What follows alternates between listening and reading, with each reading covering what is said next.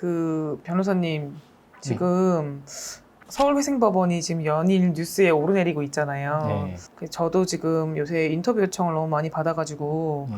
뉴스나 뭐 아니면은 뭐 신문이나 뭐 심지어는 이제 공중파까지 여기저기 지금 인터뷰를 다니고 있는데 그만큼 전 국민이 이 서울회생법원의 실무준칙에 이렇게까지 관심을 가져준 거는 거의 처음인 것 같아요. 일반인들에게 이렇게 도산을 또 알릴 수 있는 기회가 있을 때 이 실무준칙에 대해서 조금 설명드리는 게 필요할 것 같고 네. 그리고 좀 언론에서 다루지 않는 부분이나 또는 이제 조금 오해하고 있는 부분 그리고 일반인들한테 정확한 이 실무준칙의 해석을 좀 전달해드리기 위해서 저희가 좀 급하게 지금 영상을 만들게 됐는데 변호사님께서 일단 간략하게 이번에 이제 그 개정된 실무준칙에 대해서 한번 예시기를 해주시겠어요? 이제 회생 진행하면은 법원에서 기본적으로 가상화폐를 투자하는 경우라든지 코인이죠. 아니면 주식, 도박빚, 사치 이런 거에 이제 채무를 투입해가지고 돈 빌린 돈을 그걸로 인해서 손실을 본 경우에는 네. 사실은 현실적으로 채무자가 그 돈을 갖고 있지 않잖아요. 갖고 있지 않지만 청산가치에 반영하라고 해서 사실상의 그런 재산을 갖고 있는 걸로 간주를 하고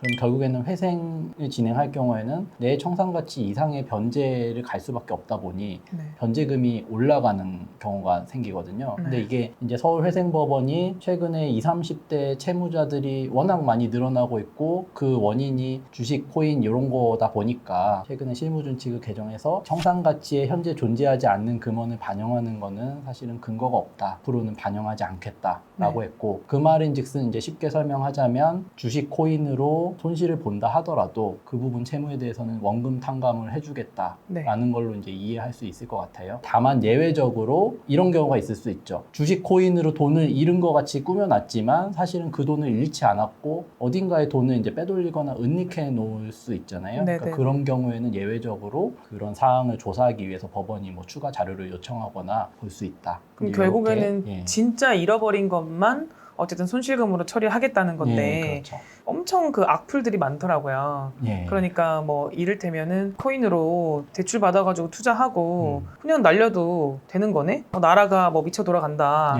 뭐 이런 식으로 사람들이 굉장히 많이 이런 이제 실무준칙에 대해서 분노하고 있는데 약간은 조금 다른 부분이 있잖아요. 오해가 있잖아요. 그렇죠. 그 부분을 조금 설명해 주시겠어요? 결국에는 회생의 전제는 채무가 재산보다 많아야 되는 거고 그래야 이제 회생을 진행할 수 있는 요건이 되고 거기에서 이제 변제를 어떻게 할 것인가의 문제는 적어도 내 재산보다는 많은 돈을 갚아야 되는 거예요. 그게 이제 청산가치라는 건데 주식이나 코인으로 손실본 금액 전부를 탕감해준다 좀 이렇게 오해하시는 분들이 많은데 아까도 말씀드렸다시피 내 재산가치보다는 많은 돈을 갚아야 되는 거기 때문에 예를 들어서 내가 뭐 5천만 원 주식으로 손실을 봤지만 실질적으로 내 재산가치는 뭐 한 3천만 원 정도가 있다 라고 하면은 최소 그 이상은 변제해야 되는 거니까 실제 탕감받는 금액은 뭐 2천만 원 정도가 될 수도 있고 아니면 그보다 더 적을 수도 있고 한 거거든요. 근데 많은 분들이 이제 주식으로 손실 본 거를 전액 다 법원이 탕감을 해준다.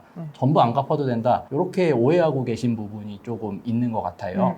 사실과는 다르다. 이해하셔야 될 것 같고 그 다음에 이제 뭐 요거는 오해라기보다는 일부 이제 채무자들께서는 커뮤니티 같은 데 보면 나 이제 뭐 주식으로 그냥 다 몰빵하고 돈 잃어도 상관없겠네. 코인으로 돈 다 넣고 안 되면 회생하지. 이렇게 생각을 하고 있는데 이거는 사실 어떻게 보면은 젊은 분들이 채무에서 헤어나오지 못해가지고 이게 사회적으로 어떻게 보면은 음지에서 양지로 나올 수 없는 환경이 되다 보니까 법원이 사실은 사회적으로 문제가 될 거라고 생각해서 이런 것들 좀 제대로 정비한 거니까 이 채무자들 입장에서 사실은 법원이 기회를 다시 한번 갱생할 수 있는 기회를 준 거에 좀 감사하고 본인의 무분별한 투자라든지 이런 부분을 좀 반성해야 되는 거고 이거를 아무렇게나 이제 돈을 써서 투자해도 된다 이런 마음을 가지시는 거는 좀 옳지 않지 않나 라는 생각이 좀 듭니다. 그 일반인들에 대한 오해 부분에서 조금 덧붙여 설명을 드리면 그러면은 이제 기존에는 코인을 100% 갚도록 했는데 지금은 갚지 않도록 하는 거냐라고 하면 일단 그건 아니고 기존에도 코인으로 손실을 본 사람들 중에서도 이제 일부 정상 참작이 되는 분들이나 전액을 변제하는 게 조금 가혹한 분들의 경우에는 회생 위험마다 일부 재량 선에서 원금을 어느 정도는 좀 청산가치에 반영 반영을 하지 않는 그런 사례들도 있었어요. 그런 부분을 어떻게 보면은 통일화하는 차원에서 근거를 마련을 한 거고, 그리고 이제 두 번째로는 기존에는 코인을 다 청산가치로 잡아서 변제를 100% 하도록 만들었던 거를 하나도 안 하게 한 거냐? 그게 아니고 원래도 내가 가진 소득으로 아까 말씀하신 이제 변호사님 말씀하신 재산 부분을 얘기하셨는데, 재산이 없다고 하더라도 한 푼도 안 내는 건 아니잖아요. 내 소득 범위 내에서 어쨌든 법원에 이제 변제를 해야 되는 부분이 있는데, 그 변제금에 있어서 일정 부분의 혜택이 있는 거지. 코인을 5천만 원 했으니까 5천만 원을 탕감해주고, 코인을 1억 하면 1억 탕감을 해주고, 2억 하면 2억 탕감해주고, 이런 시스템이 아니란 말이에요. 이제 그런 차원에서도 이 사람들이 오해를 하고 있는 부분들이 있고, 변호사님께서 적절히 이제 말씀하신 부분과 같이 그러면은 앞으로 우리가 코인을 하기에 더 좋은 시장이다, 더 리스크가 줄어든다 하고 그냥 날려버리면 된다, 이렇게 하시는 거는 그 일반 국민으로서 가져야 될 태도는 아니라고 생각을 해요. 왜냐면은 지금 이런 이제 기회를 주는 거는, 기회를 주는 게 마땅하다, 맞다 이런 차원을 떠나서 굉장히 위기의식을 가지고 국가에서 운영하는 한 제도에서, 사법 제도에서 이 회생으로 사람들을 구제하는 한 방편에서 장벽을 조금 완화해주자는 그런 의미가 있는 건데, 그렇게 완화를 할 수밖에 없는 어쩌면 위기적인 사정이 있는 거잖아요. 지금 이런 이제 가상화폐 같은 경우에는 모든 것들이 다 복합적으로 작용을 했다고 봐요. 그러니까 첫 번째로는 부동산 가격이 폭등을 하면서 사람들이 이제 자산 가치가 너무 급격하게 올라가면서, 그러니까 꼭 집 때문만은 아니겠지만 주식이든 코인이든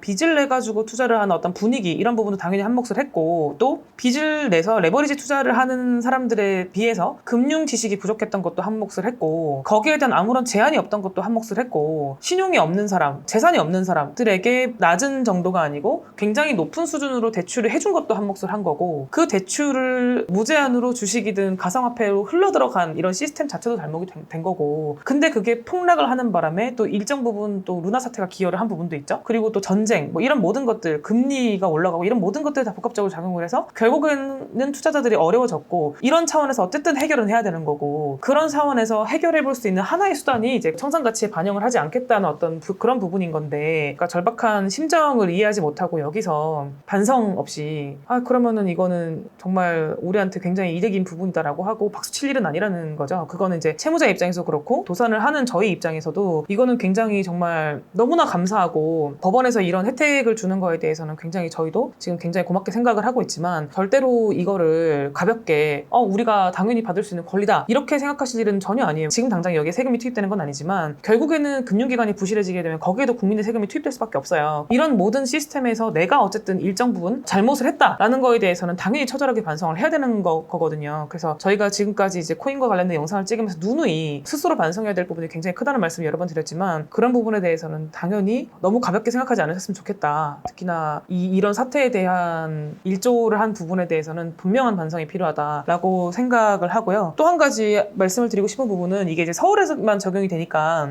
저는 개인적으로 이제 저희 본사무실이 서울에 있고 분사무소가 수원에 있잖아요. 수원에 이제 있는 분들은 혜택을 받지 못하잖아요. 이 제도에 대한 혜택을 받지 못하잖아요. 이것도 굉장히 문제가 있다고 봐요. 해줄 필요성이 있다고 하면 이건 전국적으로 당연히 적용이 돼야 되는 건데, 전국적으로 적용할 근거가 없어요. 그게 문제죠. 왜냐면 서울회생법원은 실무준칙이 있기 때문에 서울회생법원 내부에서 우리 이렇게 처리를 하자라는 약속을 할 수가 있는데, 일선법원에서는 그런 약속을 주체가 없는 거예요. 회생위원이 아무래도 재량껏 판단할 수밖에 없는데, 어떤 회생위원은 그래 서울회생법원에서 이렇게 나름대로 이유를 가지고 하는 만큼 우리가 따라가자, 이런 이제 기조를 가질 수도 있는 거고, 어떤 회생위원의 경우에는 우리는 서울이 아닌데? 라고 할 수도 있는 거라서 제도 차원에서 굉장히 불합리한 면이 있죠. 그래서 이런 부분은 어쨌든 개선돼야 되는 게 맞는 거고, 이거는 이제 저희가 개인 변호사로서는 이런 부분을 개선할 수 없지만, 저희도 이제 도산 변호사회의 일원으로서 계속 목소리를 내야 될 부분이라고 생각을 하고, 언론에서도 저희가 계속 목소리를 내고 있어요. 이거는 이 제도에 대해서는 분명히 개선의 여지가 필요하다. 안 할 건 몰라도 할 거면은 전국적으로 적용하는 게 맞다. 사람들이 이것 때문에 서울로 지금 올라가니 많이 이러고 있는 상황이잖아요. 그거는 좀 아닌 것 같다라고 이제 생각을 하고요. 아무튼 그래서 이제 여러분들이 이제 오해를 하시는 것처럼, 그러면 지금 당장 코인을 하고 당장 뭐 회생을 하면 되겠네, 이런 식으로 좀 생각을 하지 않으셨으면 좋겠고, 분명히 회생에 대한 단점도 분명히 있어요. 뭐 당장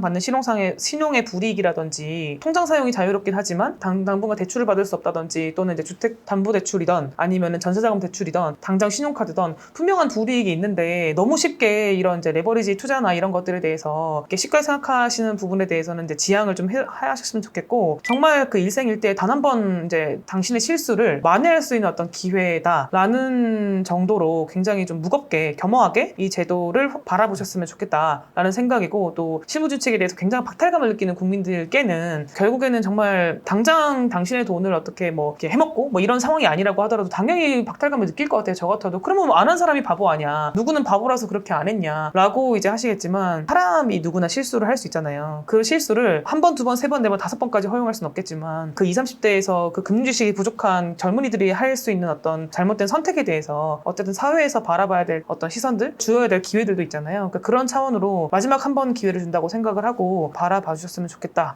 이렇게 생각을 합니다. 마무리하겠습니다. 예. 감사합니다.